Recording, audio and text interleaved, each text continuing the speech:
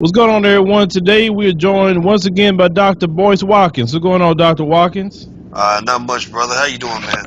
Oh, I'm doing good. Just kind of moving around, but we're here today.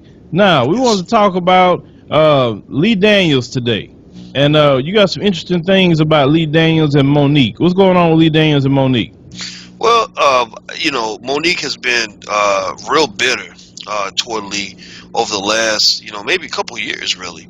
And one of the latest things that I just saw that was on financialjuneteenth.com is that she's actually claiming that Lee Daniels kind of ripped her off. That Lee walked away. He made the movie Precious. If you remember, Monique was the star of Precious, Hmm. and the movie made almost $50 million. And Monique says that she only got paid 50,000. And so apparently, some would say that that might have been a raw deal, but some would also say that she chose that deal. So it kind of just sprinkles an interesting dynamic on just how this all played out, and just how some of these Hollywood relationships work out. I mean, because a lot of people think that if you win an Academy Award, you balling. You know what I mean? Like you don't have Hmm. no money problems ever. And unfortunately, a lot of people don't know that that's just not the case. A lot of black actors and actresses in Hollywood, the household names, famous people, are actually kind of struggling from paycheck to paycheck. Yeah, the working actor thing. But see, we noticed, though, that if, and only if, a black actor, let's say if they win an Academy Award, it doesn't guarantee them work. But we notice their white counterparts to get a little bit more work if they have that, award in their resume. Yeah, well, white people are always going to get a little bit more from this system because it's a white system. White people built the system. I believe if black people had built the system, black people would be getting more. If Chinese people build their system, Chinese people get more. Black people just don't build systems. We go work for white people. That's what we've always done, and that's been to our detriment. In fact, if people want to really think about this issue, they should really start reading the book that I've been using in the Black Business School. We've been using this as one of our Bibles. It's called Black Labor, White Wealth. It's a book by Dr. Claude Anderson, who also wrote Powernomics. And one of the things that Dr. Anderson breaks down is that you can't really dissect and disconnect the history of slavery from the black economic history in America, history of economic exploitation, as well as socio-political exploitation. And so it basically, when you talk about these systems, here's what I see in this dynamic with Lee Daniels. Let's use this as a template to help us understand this. What I see here is I see Lee Daniels, this man who, honestly, he's a mentally ill kind of guy. I mean, if you look at his life and his history, what he's kind of experienced, he's not a normal dude. That's why, and I think his media reflects this mental illness. But he's not really a powerful man on his own right. He's been empowered by the whites and the Jews that run the media industry. They give him plenty of money. In fact, Lee Daniels openly talks about the fact that he had his children read I think it was Anne Frank, several times, but they never read Roots. He said basically, my kids, they're not going to read black books. They're going to read Jewish books. So he's really deeply connected to that culture because Jewish people control Hollywood. So ultimately, he's been empowered with this money to do what he wants, and he gets to pick and choose who in his films, and what kinds of films he wants to make. And so you're Monique and all these other black actors and actresses who don't have any form of economic empowerment truly. They don't run these institutions. They're just looking for an opportunity. They're looking for somebody to give them a job. Whenever you live in life waiting for somebody to give you something, that right there means you're in serious jeopardy. You shouldn't live your life waiting for somebody to give you something. You should spend your life figuring out how you're going to compile and accumulate, and maybe even take a few things, without stealing, right? But you have to be ready to take, be ready to receive all the time. So anyway, so you got all these actors and actresses just looking for any opportunity, any chance they can get. Many of these Hollywood actors and actresses will work for free because they know that if they don't take the role, then somebody else is going to take it for free. So that's why the bargaining power is always in the favor of those who control the capital. So Lee Daniels and his white and Jewish homeboys have all the power.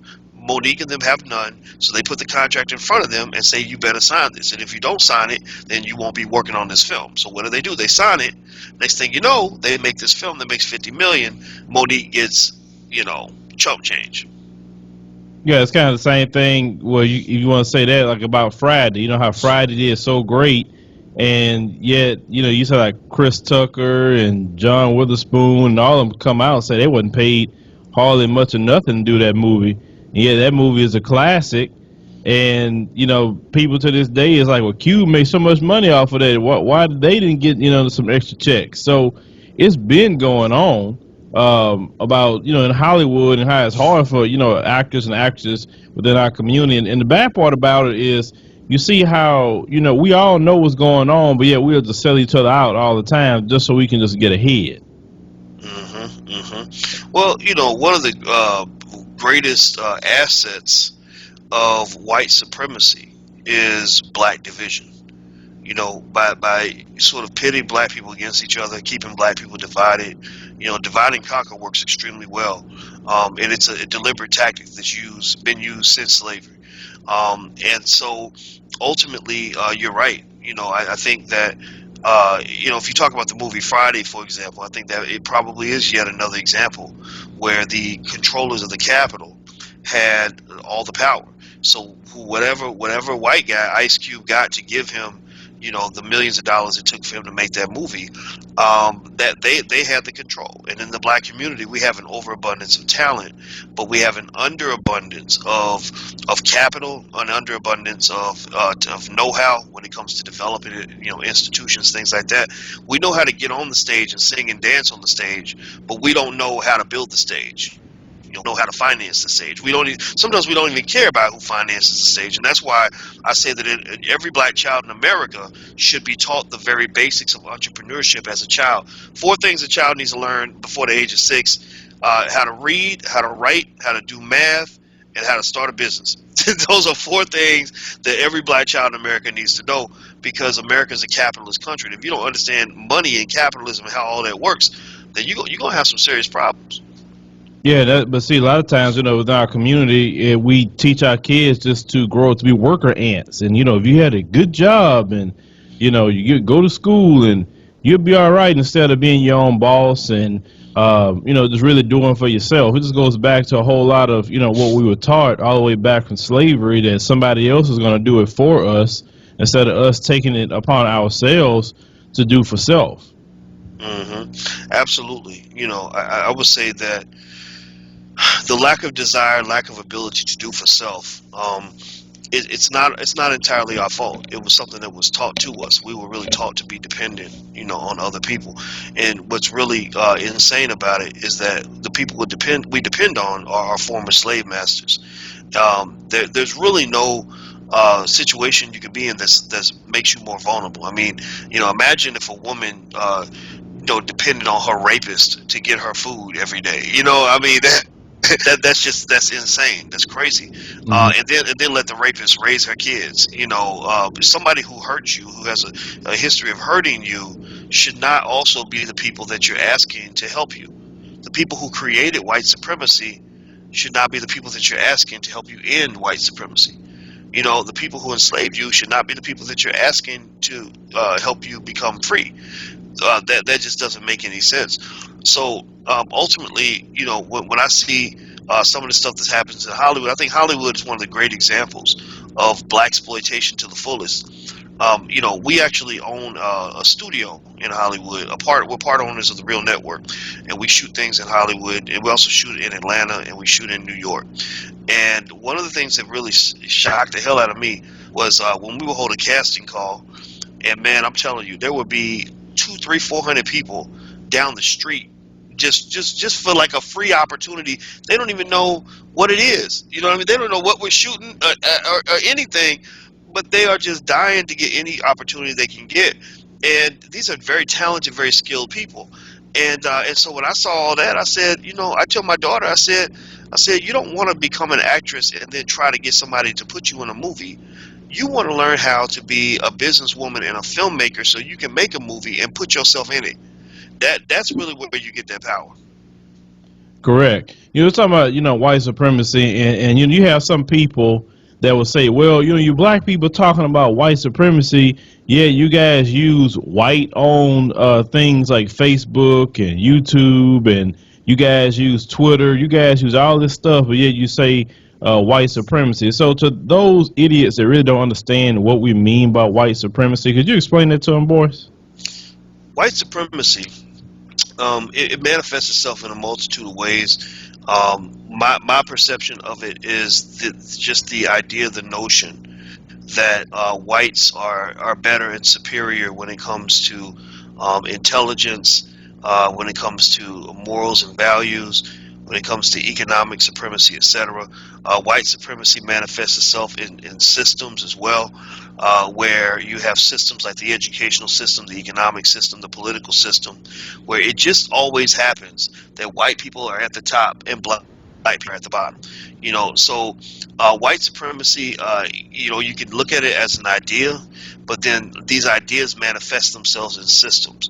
So most systems in America, most universities, most corporations, most institutions across the board were built, say 50, 100 years ago on an undeniably white supremacist foundation. They were created by people who had no problem telling you very clearly that they felt that whites were superior. So if you feel that if you're white and you feel that you deserve a superior status, why would you develop an institution that was built on any kind of equality?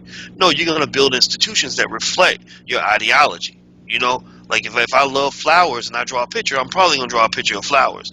So if I'm committed to white supremacy, then I'm probably going to develop institutions in the image of the mindset that I possess, just the same way a pastor is going to build a church. So ultimately many of the institutions in America, where people claim that they're not racist, that they don't keep black people down, things like that, these institutions were built by white supremacists. So they were designed so that white people would have control over how these institutions work, how they're run. And so the reason racism and white supremacy can be confusing is because you could be sitting in a room with a bunch of people and nobody's really trying to be racist, but somehow it just turns out that whenever they take a test, the white people have the higher score, or whenever there's a promotion granted, the white guy gets the promotion, the black people don't. Or when you look at the board of directors, it's not, there's 25 white guys and one black person, and you don't know how that happened because everybody claims they're being fair when really the whole game was rigged in the first place. You can't have an even outcome on something that's built on a crooked foundation. America was built on a crooked foundation. Yeah, because usually you have to learn how to take strong positions, and I tell people this: if let's say thugs want to do stuff in the community, we got some black people that take a hard stance against them. Okay, then you have some that will say, well, I don't commit no crimes, I don't shoot nobody, I don't deal no drugs, but they still, I don't know, they still our brothers too. We don't need to be saying much about them. So to me, you're a sympathizer with a thug, and you just as guilty as the thug because you're not speaking up against him when he's killing our children, when he's out here dealing drugs, when he's raping, when he's making our elderly feel like they are trapped inside their homes. So to me, and I think the sympathizers are worse than those who's actually doing it, in my opinion. So with that said, we was talking about those who would say, well, I don't create no system to oppress black people. I've never said black people shouldn't get a job or black people shouldn't get an acting role or anything like that. But at the same time, you can see as well as I can see that if most of the movies coming out are Hollywood and it's nothing but a white face on it, if you go to the grocery store and you see nothing but white faces all over the magazines talking about movies and TV, and the way they portray it, it's like this country is 90% white and maybe 2% black and maybe 0.5% Asian and maybe 4% Hispanic. If you had that type of dynamic, I would get it. I mean, come on, the numbers are there, but it's really not like that. But yet, when you don't say anything about it and you're comfortable with that, and good and well, and most people, like, they tell me in secret, they don't want to tell me openly. Listen, I know some white people could be really racist. I get it. I see the differences, but they don't want to say nothing because they know if they speak up against that stuff, it's hell to pay. It's always been hell to pay, even to the point they'd be killed for speaking up against racism within their own community.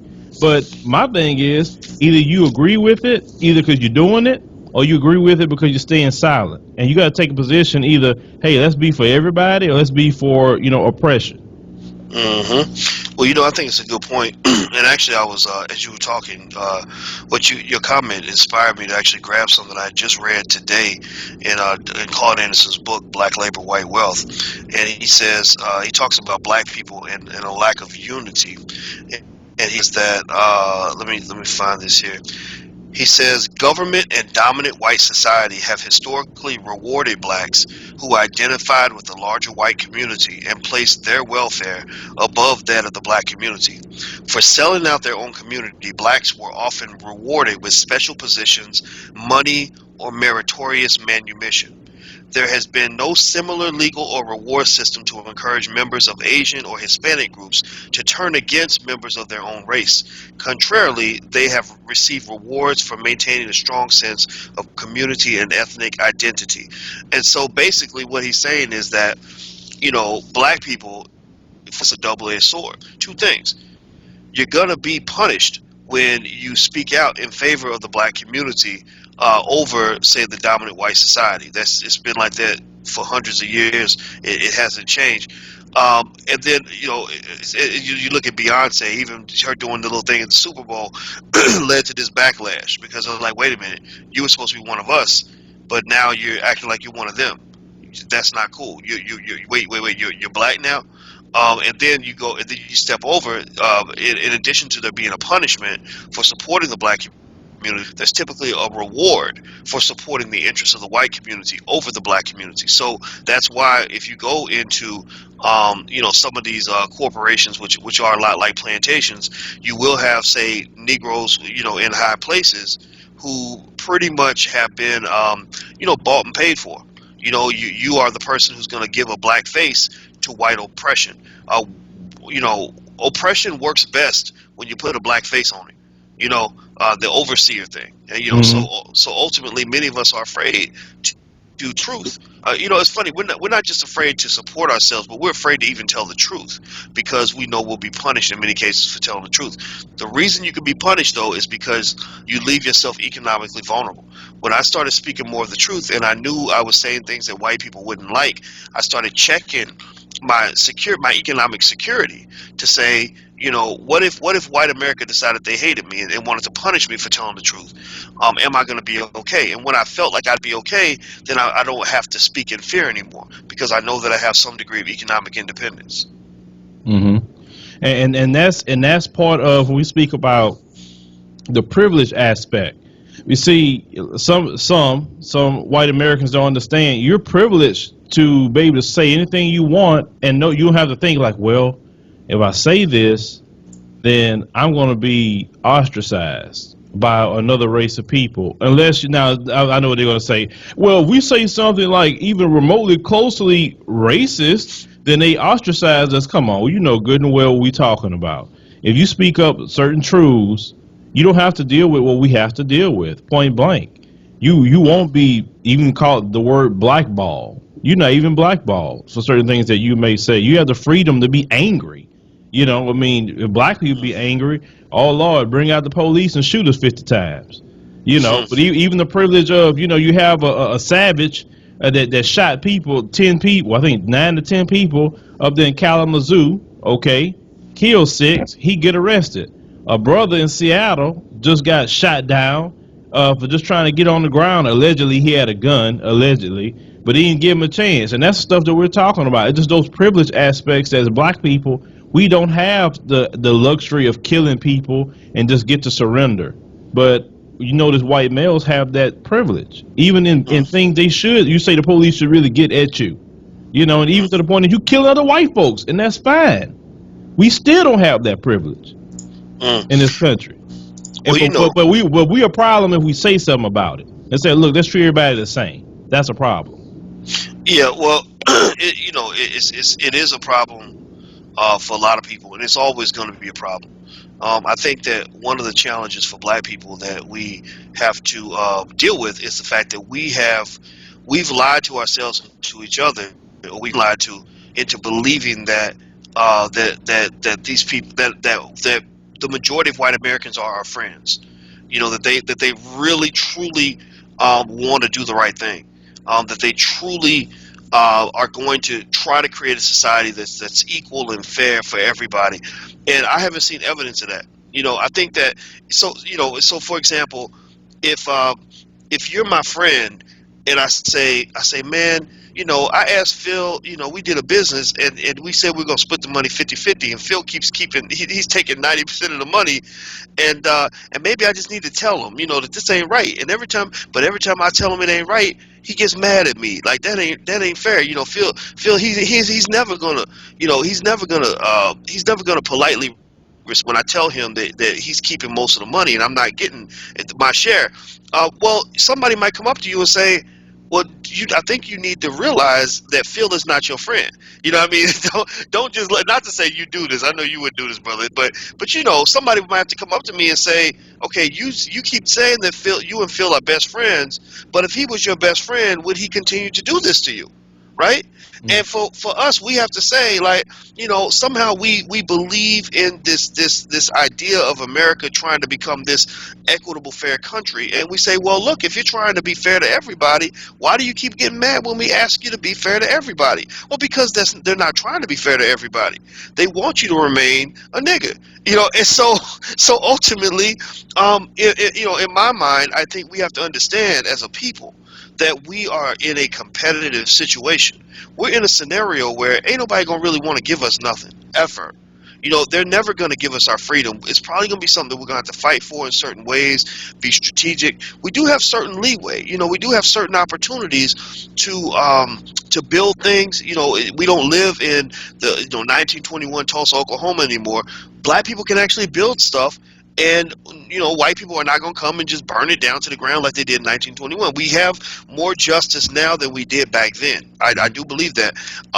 But ultimately, this idea that somehow that they're going to bring in the cavalry and clean up the mess, or that they're going to come in and just make things right, or that they're going to sign a permission slip for us to get these things, I think that might be a little bit flawed in our thinking.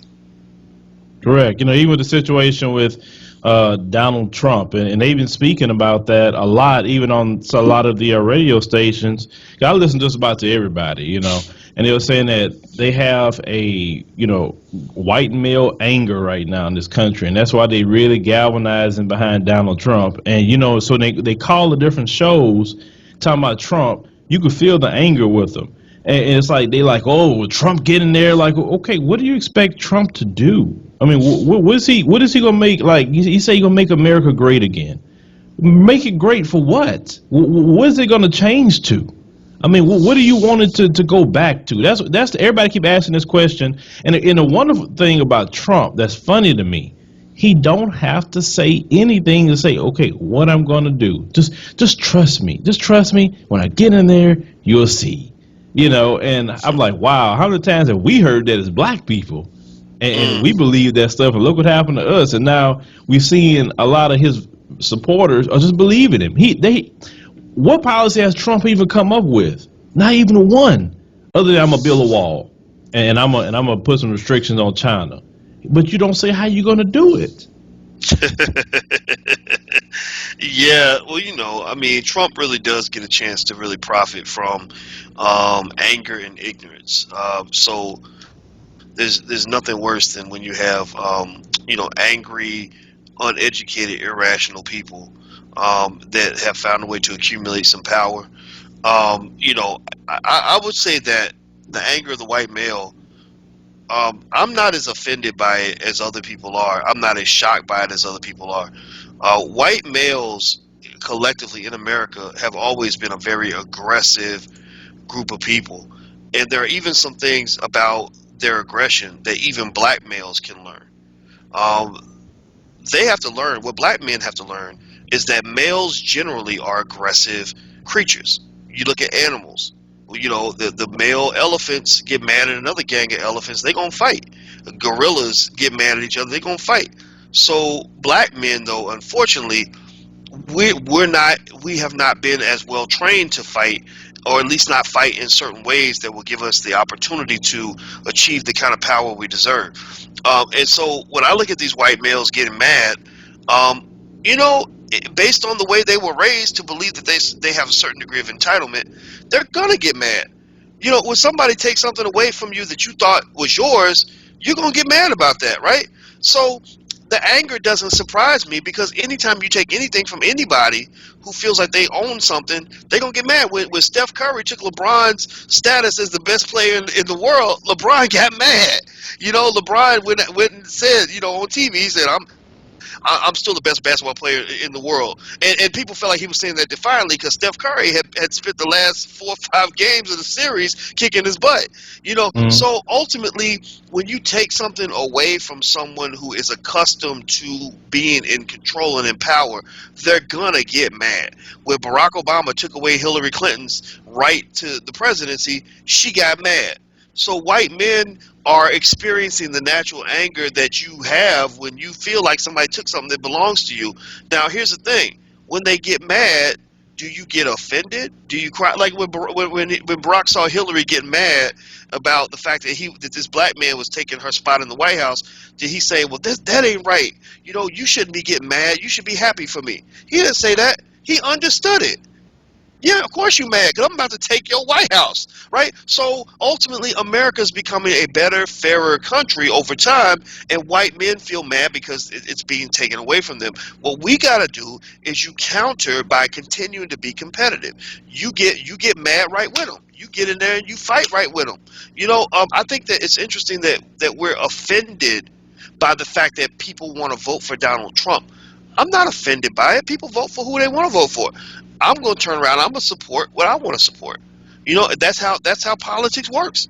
And that's the funny thing. I think that because we are so in tune with our masters and how our masters feel about us, we're so sensitive as black people, sensitive and insecure. We're always checking to see what white people are saying about us, how they feel, or this, that, and the other. Do you think Bill O'Reilly sits around talking to his wife and mad like these black people? Every time I say something about how I feel, they get mad at me. He ain't saying that. He's like, I'm gonna keep saying it because it's my right to say it, and I'm gonna keep collecting my $30 million a year. You know. Mm. So do you make them get mad about you, but don't spend all your time just being mad about them and about what they're doing. That to me is a signal of a lack of empowerment. When you don't feel empowered, you always, like, if you go to work every day, and all you do is come home and spend all your spouse's time complaining about what those white people are doing to you on your job, then what has happened in my mind is that you position yourself as the victim. You see yourself as the person being attacked. And I remember feeling that way on my last job, where I would be so mad. I'd be telling my friends, like, yeah, look at what these white people doing. They did this and did that. And then one day I flipped it and I said, wait a minute. I'm not gonna come to work every day mad about what you did or what you said or how you think what you think about me. I'm gonna have you down in your office mad about what I'm doing and what you think I did to you. So I stopped paying attention to how they felt, and I started just doing my thing and doing me to the best of my ability. And then it turned out that they were the ones who were mad, and it wasn't me anymore. You gotta flip that. You gotta be empowered in your environment. White people ain't never really gonna love you, but I would argue that maybe they don't hate us as much as we might think sometimes either. Sometimes they just kind of look at you and they're like, "What's wrong with you?" We live, America, for example. America has always been a violent country that has taken things by force. That's how they took the land from the Native Americans. That's how that's what they do militarily when they strike back at other countries. But they've always been telling black people for 400 years, be peaceful. Here's your Bible. We want you to be peaceful, and we want you to pray for your enemies, turn the other cheek, and all these other things. And they ain't never did none of that. But they'll tell you that. They'll tell you to put your gun down, because if I got the gun and I convince you, and you dumb enough to put your gun down, then you've just given me the power. That's what they do when it comes to international negotiations on nuclear weapons. The United States has the audacity to tell Iran, we don't want you to have nuclear weapons. Like, we will only trade with you if you show us that you have no nukes. While we've got a gigantic arsenal of nuclear weapons right behind us. What is that? What's that play? That play is designed to make sure that the balance of power stays in their favor. They told China, when China was building an aircraft carrier, the United States told China, you don't need an aircraft carrier. What you need an aircraft carrier for? Like what? You getting ready for a fight? Like what do you need an aircraft carrier for? They gave them a hard time. The United States has, I don't know how many aircraft carriers we got, but we got a whole lot of them. So how can you own several aircraft carriers and tell somebody else Don't, oh, you don't need one of those, right? Hmm. China said no, no, screw you. We're gonna protect what's ours. We're not falling for the okie doke. You're not gonna convince us to be peaceful and unarmed when you are not peaceful and you're fully armed. So ultimately, as black people, I think we just gotta kind of understand the head games that are constantly played with us and realize the importance of maintaining sovereignty of the community. That means economic protection, political protection, maybe other forms of protection as well, because ain't nobody out here loving you. Ain't nobody out here gonna save you. If you don't save yourself, then no one's gonna respect you. If you're always begging, people are Hmm. always gonna look at you as a charity case, and that's the bottom line. Yeah, that's correct. And I tell that a lot of times to, people within our community. And when I was touching on the anger aspect, is that some people like, oh my God, they getting angry. Even all on the like radio station, me personally, I can care less. Like if I know I'm making you angry, I know I'm not doing my job because I'm touching something, some emotion within you to where you got to make a decision. And if we don't do anything, boys, we should be able to touch people in their heart and their emotions to make them either angry, make them say, you know what, maybe I need to make a decision today. But you're not doing nothing if people could just listen to what you're saying and just say, oh, that was just nice. You need to touch them where they can think about it. Even if they get so Yep. pissed off. And I had people tell me, I got so pissed off at you, but then I finally thought about it. And I said, you know what? You was actually right. Well, it takes getting emotion sometime out of people. And then, we always talk about the anger aspect. Oh, the angry black male, the angry black woman. And I think, as black people, we have a right to be angry over a whole lot of things, a lot. And to be told that we should not be angry and act like anger is not an emotion that could be used actually in a positive means, you know what I'm saying? Because once you get angry, you won't let nobody victimize you once you get angry. And that's the first thing that they don't want. Oh, that black man, he's spewing anger, he's spewing hate. And like anything they could wordplay they could throw at black people to make them cower down. That's why they don't like Louis Farrakhan. They don't like any black person who speaks up or speak out about any issues in the community, especially like joining together, say let's unify. Oh, well, isn't that kind of racist to say you want black people to get together? How? What about saying black people let's unify is oppressing you as another race of people? What system are we creating by saying let's unify to say, you know what, we're going to deny you home loans, we're going to deny you a job. When the police stop you, they're going to 9 times commit violence against you because of the color of your skin, just because we come together under unity. What part of the game is that? But unfortunately, Mm-hmm. as black people, we are slaves in the mind, and just because they say it, then we respond to it. But if a black person tells us that, then no, they don't want to hear what we got to say. And that's the Yeah. thing we got to overcome, within our community. Well, yeah. I mean, if you're in a competitive situation, which is what we in America, um, you can't spend all your time worried about what your opponent thinks about you. Hmm. If you, in fact, if you ain't made your opponent mad, you remember there's a difference between somebody liking you and somebody respecting you. So some people will like you all day because you let them disrespect you. You see, so ultimately, if you're not making your opponent upset that you're fighting for what is yours and defending what is yours, then you're probably not doing your job. You're probably spending more time trying to get them to embrace you or give you this needed affection that you somehow desire to have. That you spend so much time doing that you don't have time to actually compete effectively. It reminds me of Michael Jordan. There were a lot of players that used to, they'd be playing against Jordan, and Jordan knew that they were young guys who admired him, who grew up idolizing him. So they would literally before the game, Daniel won his autograph and just want to be his buddy and say, "Oh, it's an honor to meet you, sir," and we worried about what he thought about him, and he used that to his advantage. He would make friends with him, and he would go out there and kill him. He would Hmm. drop 60 points on him because you spending so much time admiring this guy that you don't realize that he's kicking you in your butt. You don't need to spend your time admiring him. You need to spend your time competing with him. Hmm. So we need to stop sort of spending so much time thinking about what white folks think about us, and just realize that we live in a competitive world. If you ain't ready to compete, you're gonna get your butt kicked. Somebody will smile in your face and take everything you got, leave your children starving on the street, and black people have a choice. What's it gonna be? Correct. Like you said, and a lot of us just not in a position where we're ready to compete. And and we have to just accept reality in this country.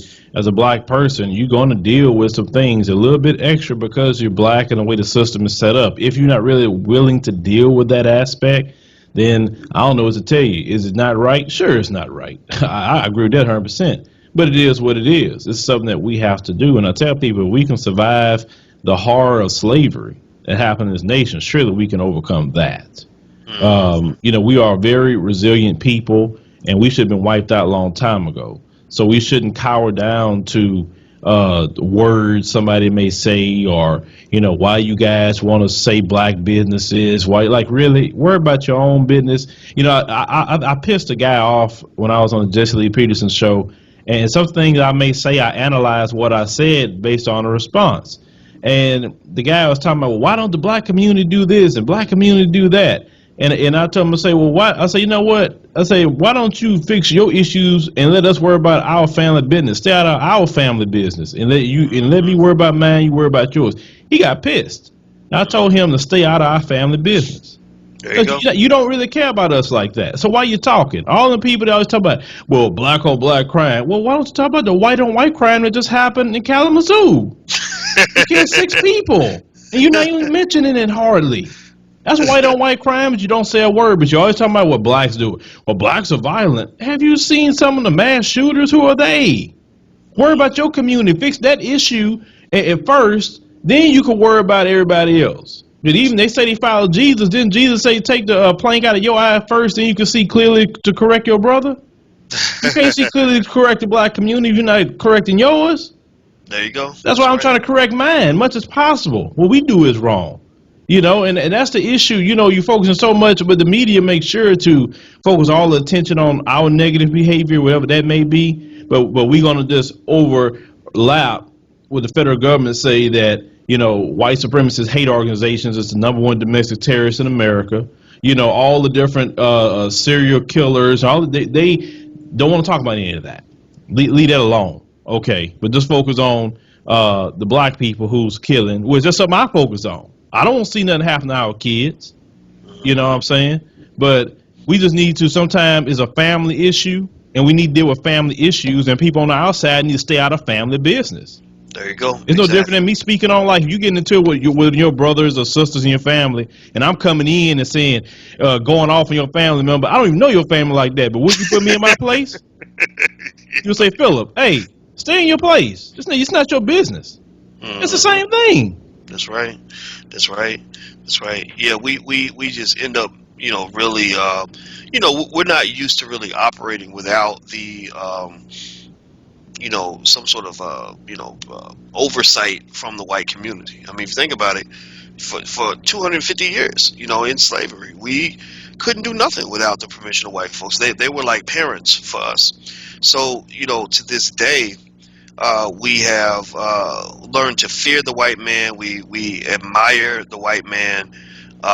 We look to the white man for guidance, for opinions, for things like that. We have some degree of scorn for the white man and disappointment because he's not giving us what he promised us. And ultimately, we need to learn how to just forget about that, just kind of let all that go, and focus internally, focus on who we are, and respect ourselves as a sovereign community. And in fact, I would almost encourage people to not spend a lot of time being angry about what other people are saying about them or what other people are doing. Focus on what's yours. Focus on building something that's yours, and make it the best you can make it. And then everything will fall into place. Exactly. So, one more thing before we have to wrap it up. Now, I made a comment, and I hurt and I call them black phobics feelings. Only people who have an intense fear and hatred of black people. And I wasn't speaking about white people in general, just them, just the black phobics, the ones that create violence against us. I made a statement in the video that said, well, the black phobics, they want their guns so much because their manhood is attached to it. Oh boy, I hurt their feelings. I didn't realize how bad I hurt their feelings. They ain't let that one go. Oh boy. I was like, wow. I mean, sometimes I just say stuff and it just comes out of my mouth when I'm doing videos. I don't script it. It just come out. But I didn't realize how much that one stuck. They still talking about that one. So you said their manhood is attached to their guns, and that's why they don't want to let them go? I say I don't want to let them go because they're weak and cowards. We talking about, the traditional Mm, racists, black phobics, those types. That's what I was talking about. But see, right. the those with the white supremacist idea say, no, he mean white people. No, I didn't. I said those who are white supremacists to those who are black phobics who want their guns so they could kill young kids who aren't doing anything, like the George Zimmerman types. Those types like that. That's what I'm talking about, who are weak and cowards. Well, I would definitely say that they haven't they've always had a fear of the black man. You Hmm. know, the black man. We are we're just a dominant group of people in so many ways. Remember, we're the survivors of the Middle Passage. I mean, half the people that came over from Africa died, and we are the descendants of the survivors, as well as 300, 250, 300 years of hard labor. So we are physically overbearing. We as a collective. There is no white version of a Shaquille O'Neal, or a white version of a Kobe Bryant, or whatever the case may be. And so ultimately, there, whites have they almost look at us like gorillas. They're really afraid of us, and and so you're right. I think that those guns are, in part a protective mechanism to allow them to feel like they still have control. And I don't think they're always going to have control. Even if you look at the way a drop of black blood can instantly turn a white person into a black person. You know what I mean? Just we take over the whole gene pool. A white person can't mate with a black person and make that baby white, but a black man can mate with a white woman and make that baby black. So there is a fear of white survival. They are afraid, of what the world would be like if black people were truly empowered the way that we will be over time. And I say we just let them be scared. They're not going to get rid of their guns. I think guns that go deep in American history, it ain't. I can't imagine them getting rid of them. We have a violent country, and it's unfortunate. But ultimately, black people will rise. And so this fear that they're feeling is to some extent for good reason. I think it's going to continue to get worse. Because the other thing, too, is that black people are not as tolerant of being mistreated as we used to be. Correct. Yeah, Black Lives Matter activists, they'll shut down traffic, they interrupt politicians, they disrupt everything, and it's only going to get worse if you continue to insist upon disrespecting people of color. We pay too much of a price for this country for you to keep treating us like this, and we're not going to let you do it. Yeah, that's why. But I made sure, because I don't speak in absolutes. That's why I was saying those who have white supremacist thoughts, and if you have white supremacist thoughts and got mad at those statements, then we're talking about you. It's just that simple. But anyway, Dr. Boyce, where people can find you in case they want to get with you. Well, we are starting. If you want to learn about money and wealth, we're starting our Black Wealth Boot Camp, which I teach myself, and it teaches you all about cooperative economics, wealth building, investing, all that stuff. And you can learn about that at theBlackWealthBootCamp.com, theBlackWealthBootCamp.com.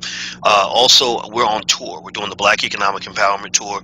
We're going to a lot of cities. Houston's one of them. I know you're down in H-Town, so I'm gonna reach out to you when we go down to Houston. But we sold out Atlanta. We're going to do Chicago pretty soon for the world premiere of our new film, Resurrecting Black Wall Street, The Blueprint. So if people want to check the film out, they can check it out at resurrectingblackwallstreet.com. That's resurrectingblackwallstreet.com. So we got a lot popping. All right. So, yeah, let me know what date you're coming down to Houston so we could be there with bells on. Yes. All right, my brother. Well, I look forward to it. Give us a chance to meet in person. We could broadcast the show from your studio. All right, my brother. Well, take care and, holler at us, come by anytime. Yes, sir. All All right. right. Peace.